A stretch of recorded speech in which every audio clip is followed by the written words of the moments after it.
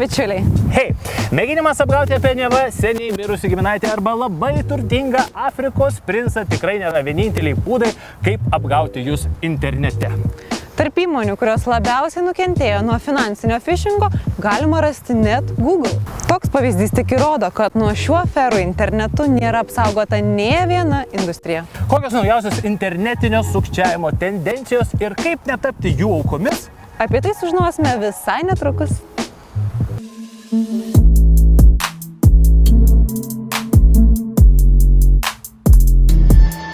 Dažnas lietuvis turbūt galvoja, jog internetinis sukčius greičiausiai atrodo kaip žmogus, kuris daug kur slepiasi, pavyzdžiui, kažkokiam tai mažame bute su kompiuteriu, kažkur tamsoje, apgaudinėja žmonės, mėto kabliukus, bet iš esmės pati realybė yra kiek kitokia. Mes galime pažiūrėti į pavyzdį Indijoje, kur yra didžiausi biurai su 10 darbuotojų ir ten žmonės 24 valandas per parą bando pavogti iš mūsų pinigus.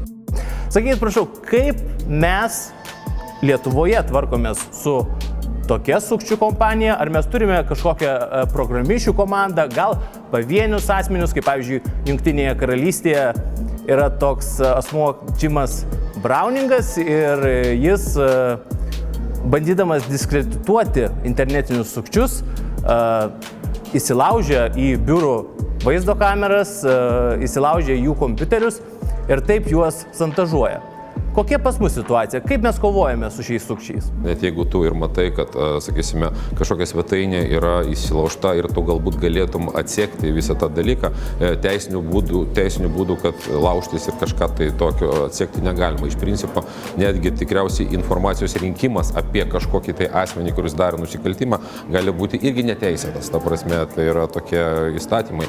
Va, tai dabar, sakykime, tikrai aš nepasakysiu visko, ką tarkim daro NKSC, reiškia, bet mano požiūris, sakysime, tas visas, sakysime, prevencija, blokavimas, sakykime, tų pačių atakų, jis nėra pakankamas. Tai yra, reiškia, kad tu matai tas atakas, tos atakos dažnai vyksta ne tai, kad mėnesiais, bet kai kada net ir metais. Jau ne vienerius metus plinta sukčiavimas elektroniniu paštu, vadinamas phishingu ir SMS žinutėmis smishingu. Sakykit, prašau, gal žmonės pasidarė netokie jau patiklus ir šis aferizmo būdas nėra toks populiarus kaip anksčiau? Tikriausiai, kaip matome spaudoje, tarkime, jeigu žmonės su elektroniniu paštu jau yra pakankamai stipriai patyrę ir iš tiesų pakankamai kritiškai žiūri į į visus tos laiškus ir iš tiesų mato kažkokias tai atakas ir pažįsta, tai tas smishingas jis atsirado, tiksliau pradėtas naudoti pakankamai nesenai ir kadangi yra galimybė, reiškia, kaip pasakius, apsimesti kažkokiu tai tarkime, kažkokiu tai ar tai bankų, ar tai kažkokiu paslaugų tiekėjų ir ta galimybė iš tiesų yra labai lengvai prieinama, tai sukčiai pradėjo šito dalyko naudotis ir žmonės nebeatskiria, ar tas pranešimas yra iš legalaus tiekėjo. Pačiame SMS gautam gali būti, tai kažkokia būna nuoroda į kažkokią tai svetainę. Ta prasme, pats turinys jisai gali būti įvairūs. Atnaujinkite, prašom, kažkokį tai Smart ID programą ar kažką tai tokio padarykite, bet esmė tokia, kad tame pranešime visada bus nuoroda, kuri tikriausiai eis į kažkokią svetainę. Ta svetainė gali būti skaidri, transparent ir apsimesti kažkokios tai paslaugos tiekėjo, tačiau realiai jinai gali būti paprasčiausiai periminėti ryšį ir vogti jūsų sesiją, jūsų duomenys, jūsų sąskaitas. Tai yra, reiškia, nereikėtų spaudyti jokių nuorodų, kurios ateina per SMS žinutės. Vienas iš šiuo metu paplitusių aferistų būdų yra apgauti žmonės apsimetant įmonės vadovybę. Kaip patartumėte apsisaugoti nuo šio sukčiavimo būdo?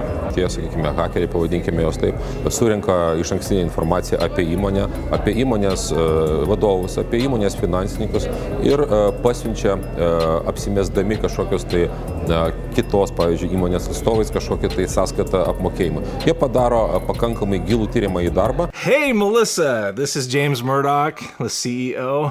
I need you to send me a wire transfer for $25,000 to this account. You know what? Let's just make it an even $50K, actually. Peter, dinner's ready.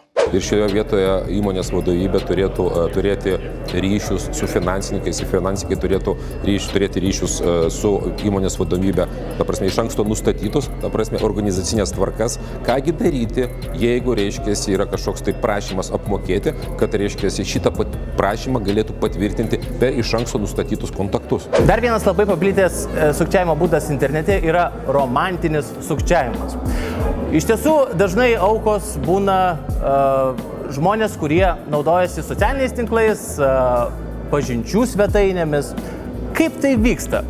Ir kaip mes turėtume atpažinti aferistus? Sukčiai tokių aukų ieško patys. Iš principo, toks pažinimas tokių atakų, iš principo, turėtų žmogus visą laiką turėti sveiką protą ir kai kyla nors menkiausias įtarimas, ta prasme, kad kažkas tai gali slėptis po tai, paprasčiausiai padaryti trumpą video susitikimą ar panašiai. Ir tada tu iš tiesų pamatysi, kas slypi kitame laido gale ir tada jau galėsi galbūt realiau tą visą romantinę dalį įvertinti.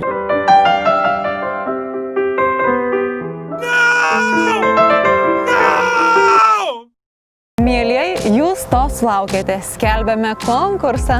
Kibernetinio saugumo bendrovė ESET Lietuva šiam konkursui įsteigė prizą štai šį termopuodelį. Teisingai atsakė klausimą, vėsesniais rudenio rytais galėsite gardžiuotis skania arbata arba kava. Jums tai reikia atsakyti, kokia kenkėjiško pobūdžio išpirkos reikalaujanti programa lig šios dienos padarė didžiausią žalą įmonėms visame pasaulyje. Atsakymus siųskite į IT Plus Facebooko puslapį, rašykite komentarus, žiūrovai, kontroliuokite savo gyvenimą skaitmeninėje erdvėje. Netapkite kibernetinių sukčių aukomis, būkite budrus. Mes sakome iki. Iki!